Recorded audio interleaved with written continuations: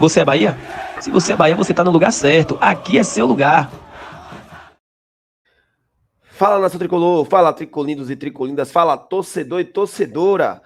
Após mais uma vergonha, mais um vexame, mais uma humilhação na Fonte Nova, o treinador Rogério Ceni ainda tem a cara de pau de pedir ao torcedor do Bahia que acredite.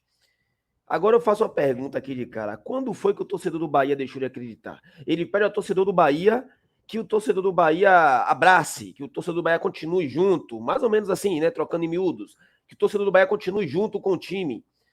Mais de 25 mil pessoas ontem na Fonte Nova. Mas, ó, eu tenho certeza que para alguns, o que aconteceu ontem na Fonte Nova, eu tô falando de alguns do Grupo City, porque foi mais de 1 milhão de renda, né? A renda bateu mais de 1 milhão, mais de 25 mil pessoas na Fonte Nova, mais de 5 mil pessoas se acreditaram que o Bahia poderia fazer algo de diferente. Os últimos 10 jogos, meus amigos e minhas amigas, os últimos 10 jogos, são 30 pontos disputados, o Bahia conseguiu 7. De 30 pontos disputados, o Bahia conseguiu 7. O Bahia vinha de 3 jogos sem vencer e mesmo assim 25 mil pessoas estiveram na fonte. Mesmo assim, 1 milhão de renda deu na fonte. É muita cara de pau de Rogério Ceni chegar na coletiva e pedir ao torcedor. Rogério Ceni, você não tem que pedir ao torcedor para continuar acreditando, não. Você tem que tomar vergonha na cara. Você tem que colocar os jogadores do Bahia para tomar vergonha na cara. E você tem que vencer os jogos. É simples. A conta é simples. 1 mais 1 igual a 2. Vença os jogos. Porque você passar 10 rodadas disputando 30 pontos e conseguir 7, 2 triunfos e 1 empate contra o Cruzeiro. É dessa forma que você ainda tem a coragem de pedir. Não, velho, não peça nada ao torcedor do Bahia, não, porque você não precisa. O torcedor do Bahia, ele não precisa que ninguém peça nada a ele. O torcedor do Bahia, ele apenas precisa que você vença o jogo. É apenas isso que você precisa. 30 pontos disputados, você conseguiu apenas 7 pontos. E o pior de tudo é que ontem o Bahia nem começou o jogo jogando mal. Mas parece que tem alguma coisa que quando não é de um jeito, é de outro para poder dar errado. É muito simples. Vença o jogo. Próximo jogo é Juventude Bahia fora de casa. Vença o jogo. Agora eu quero colocar para vocês a cara de pau de Rogério Ceni ainda pedindo. E outra coisa, foi questionado sobre Jean Lucas, foi questionado sobre vários temas na coletiva, embora eu vi o que foi que ele falou aqui, porque realmente, velho, eu assisti a entrevista coletiva de Rogério Ceni e eu fico abismado como ele ainda tem a coragem de chegar e falar: não, tem que abraçar, vamos acreditar até o fim. Cara, a gente tá acreditando, pô. A gente tá retado, a gente tá chateado, mas a gente, torcedor, a gente acredita, a gente quer. A gente quer. Só que o problema é porque a gente olha para esse time, a gente não consegue enxergar que vai ter mais alguma coisa nova nesse time, algum fator novo nesse time. Bora ouvir. Vou deixar de falar aqui, bora ouvir. Rogério Ceni, boa noite. Nos últimos 10 jogos, apenas 2 vitórias, 7 derrotas, um empate. A gente percebe um time com declínio técnico dentro da competição, o torcedor na bronca, pedindo algumas mudanças. Você se sente confortável nesse momento no comando técnico do Bahia? Eu não me sinto, boa noite, eu não me sinto confortável em conviver com derrotas. E eu acho que nós fizemos um jogo onde nós merecíamos algo melhor, né? Eu acho que o primeiro tempo muito equilibrado. Infelizmente, nós, numa saída de bola errada, acabamos sofrendo gol. Aí a gente tem que se expor um pouco mais. São Paulo é um time que toca bem a bola. Então é sempre desconfortável quando você tem que conviver com um momento de derrotas. É muito mais fácil para um treinador, para os jogadores, enfim, para todos. Passar pelos momentos onde a gente segue 3, 4, 5, 6 jogos sem derrota, como já teve nesse campeonato. Agora é um momento que a gente tem que se unir, se fechar, para tentar nas últimas 6 rodadas. Eu acho que o jogo de sábado passa a ser um jogo muito importante para nós, porque depois tem uma parada antes do Palmeiras. O Palmeiras é um time que concorre pelo título. Juventude, num momento também que precisa do seu resultado, nós vamos ter que montar uma equipe que reverta essa situação para a gente se manter nessa briga pelas 7 primeiras posições. Rogério, eu observei no jogo de hoje, não obstante a falha do Marcos Felipe, mas uma falha numa cobertura do lateral que termina acontecendo o segundo gol da equipe do São Paulo. E o terceiro gol, praticamente o jogo já estava definido, mas existia uma falha também, na minha opinião, do Lúcio, que ele teve o gol à sua frente e ele dá pelo drible puxar para bater no gol. Independente disso, observei também algumas falhas no início do jogo, tipo, Jean Lucas com a bola dominada, tendo a condição de passar para um companheiro que estava melhor colocado, e ele tentou fazer alguma jogada, alguma situação mais de efeito. Como é que você pode analisar tudo isso? Bom, eu, assim, não consigo lembrar exatamente de todos os lances. Esse do Lúcio, eu lembro uma bola que alguém trava na entrada da área, só pro Juba, chuta, alguém chuta, bate no pé do Juba e volta pro Lúcio, essa bola que origina o terceiro gol. Eu acho que depois depois do segundo gol, eu acho que o time aí se perde um pouquinho por tentar agredir muito o São Paulo e buscar o gol. Acho que não se omitiu, acho que a postura hoje foi totalmente distinta do que foi o jogo contra o Vasco. Tomadas de decisão, elas fazem parte no calor do jogo você cometer erros, né? O segundo gol, o problema é que ele se origina de um lateral, né? Nós dominamos a bola, acabamos perdemos novamente a segunda dividida, depois acho que o Canu pega no pé do Luciano, volta, e o jogador do São Paulo entra nas costas do Juba e faz o gol. Mas assim, ali são tomadas as decisões dos jogadores. Quando ela sobra na entrada da área, às vezes o jogador se sente confortável em tirar mais uma bola, como foi o caso do Lute pro pé direito, que é o pé forte dele de batida. Perdeu a bola, acontece. Eu acho que ele se dedicou muito no jogo. Eu acho que o próprio Jean Lucas teve uma atuação positiva. Eu acho que ele se entregou, correu bem diferente do que foi no último jogo contra o Vasco. Então, assim, em matéria de atitude, Lucas de postura, eu não posso falar nada do meu time hoje. Eu acho que nós jogamos para... Juro, eu sei que é muito difícil você perde um jogo 3-0. Eu acho que um gol vai sendo consequência de você tentar cada vez mais pressionar o adversário, e quando o adversário é muito qualificado, se você erra um pouquinho a pressão, você acaba sofrendo mais chances. Mas eu acho que nós merecemos uma sorte melhor no dia de hoje. Boa noite, Rogério. O torcedor ele vem acumulando algumas coisas que têm acontecido na temporada, como o Baiano, Nordeste, que a gente já falou, Copa do Brasil, em outros momentos. E chega no Campeonato Brasileiro, o Bahia consegue pela primeira vez 45 pontos com 10 rodadas de antecedência. Fala, pô, esse ano vai ser diferente. Esse ano a gente vai brigar por uma Libertadores, como tá em sétimo hoje. Você mesmo chegou na coletiva aqui, pediu para que a gente vivesse um pouco mais isso. Sim. Só que desde esses 45 pontos, o Bahia travou. Parecendo que o Campeonato do Bahia acabou, que já basta, que era o suficiente, que a briga era essa e que o grupo almejava era isso. Como é que tá a cabeça de vocês? Qual é a briga do Bahia? O que é que almeja? E como dá também essa resposta em campo? Porque a gente não vê. Sinceramente, a gente não vê. Parece que a vontade de lutar tem acabado no Bahia. Bom, eu concordo com a tua análise como um todo. É bem feita a análise no começo dela. O meu propósito é ir para a Libertadores. Eu acho que nós jamais nos contentamos e não podemos nos contentar. Eu acho que nós tivemos um primeiro tempo com o Vasco que foi ridículo de postura, que aparenta realmente essa análise que você faz. É condizente a tua análise com o que nós apresentamos. Mas já no segundo tempo daquela partida, no dia de hoje, eu acho que não pode ser feita dessa maneira a análise. Mas a gente não vem conseguindo resultados, não vem conseguindo vencer. Alguns jogos jogando bem, contra o Cruzeiro jogou bem. Eu acho que hoje não fez um jogo ruim, teve as suas oportunidades, finalizou mais, teve mais controle de jogo. No momento de ter frieza, de fazer o gol, nós não conseguimos. Mas não pode ser encarado dessa maneira. Eu acho que o campeonato, dentro das 10 primeiras rodadas, ofereceu muita coisa positiva pra gente. E a gente não pode jogar fora essa oportunidade de ir pra Libertadores. É difícil, claro que o Campeonato Brasileiro é difícil, tem times atrás da gente, como o Atlético Mineiro, que tá na final da Libertadores, tem Cruzeiro, que tá na final da Sul-Americana, né?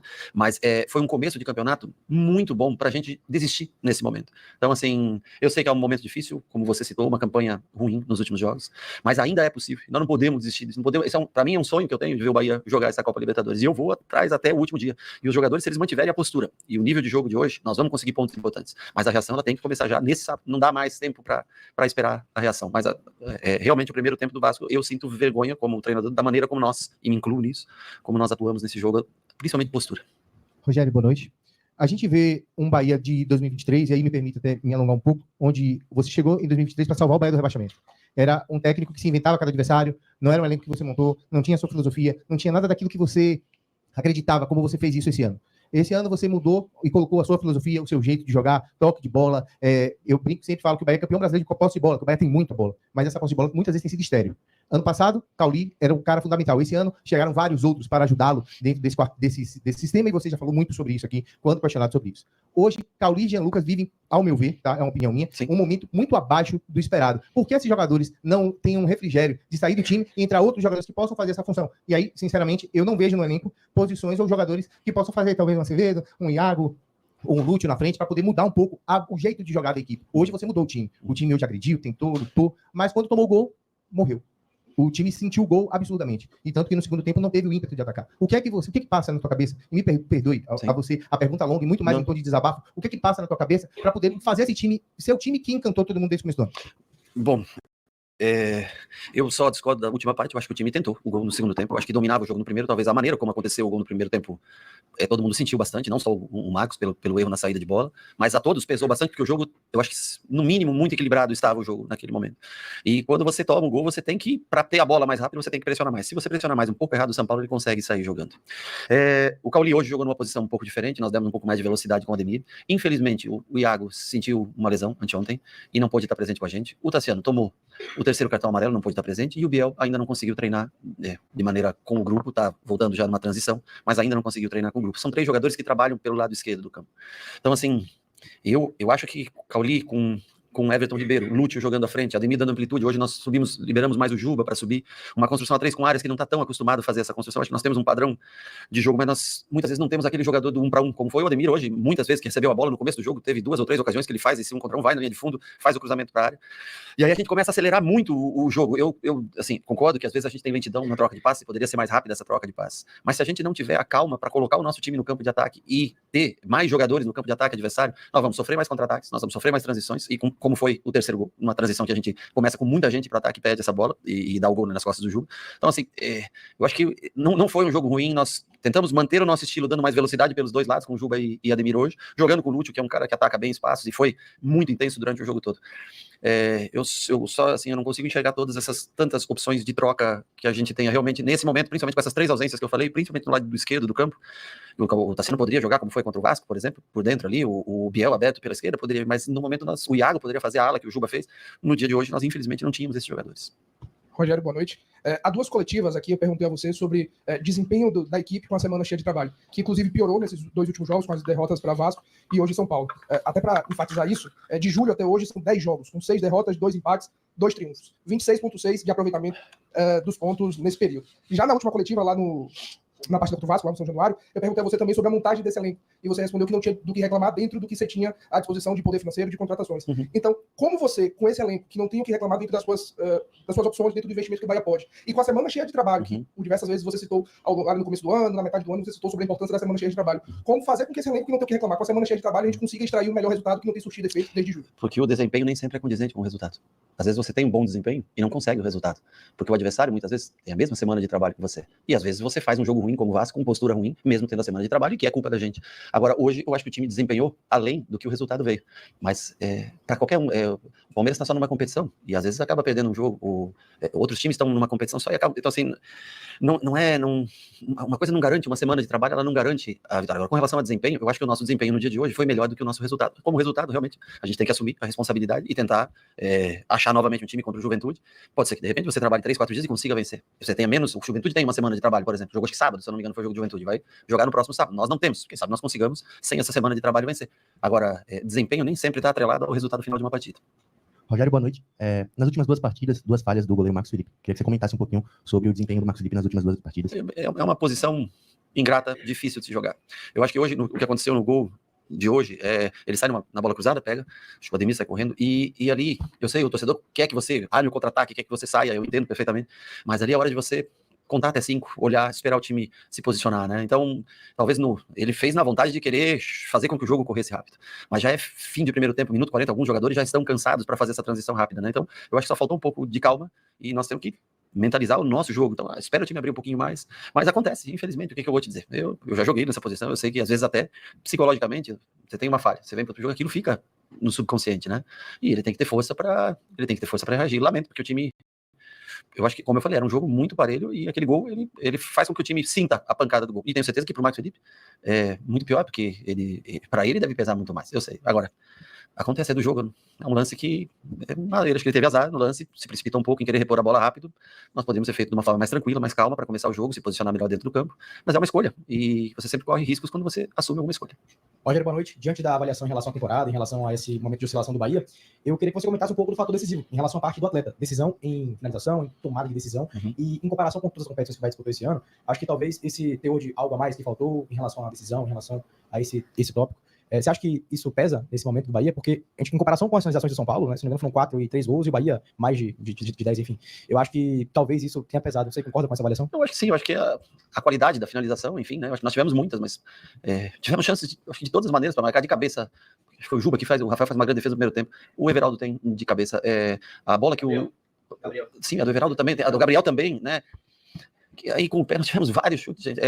Não é por falta de criar oportunidades, mas às vezes você tá um pouco mais pressionado, falta um pouco mais de calma na hora de finalizar. Você vê que São Paulo teve praticamente, depois de nós finalizarmos várias vezes, São Paulo teve um contra-ataque e o Lucas acerta a gaveta. Então, assim, nós poderíamos ter entrado no jogo antes do São Paulo fazer esse gol.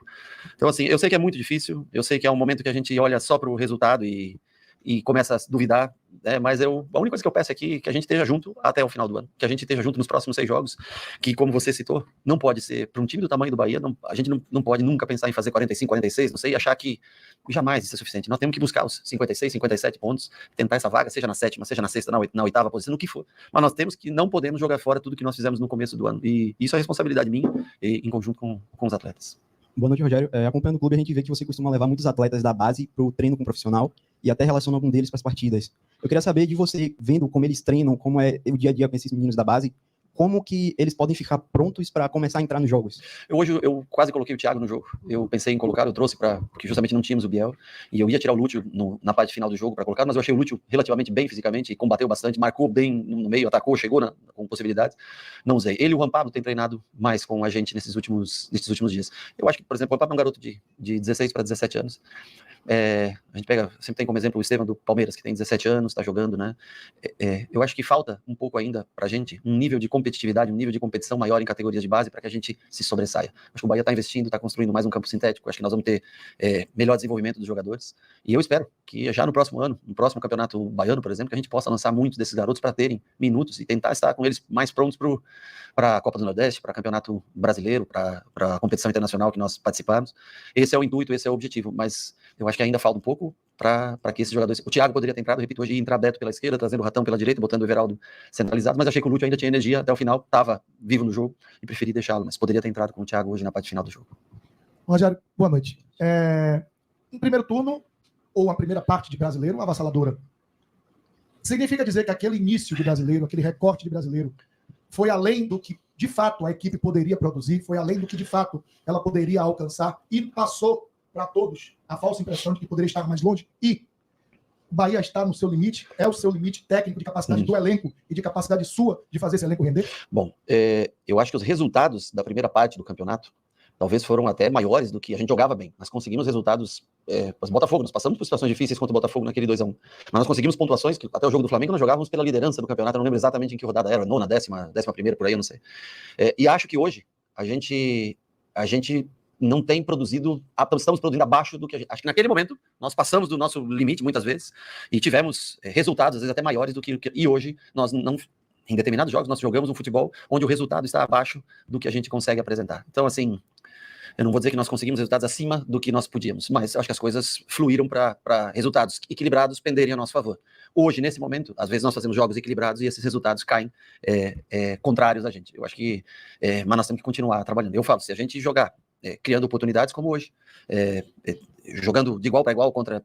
Eu acho que em determinado momento, as bolas que hoje o Rafael defendeu, que saíram ao lado da trave, se a gente mantiver essa produção, nós temos chance de ganhar outros jogos. Agora, se jogar como jogou contra o Vasco, com aquela postura, aí fica difícil. Aí parece que tá com a barriga cheia e que não quer mais nada.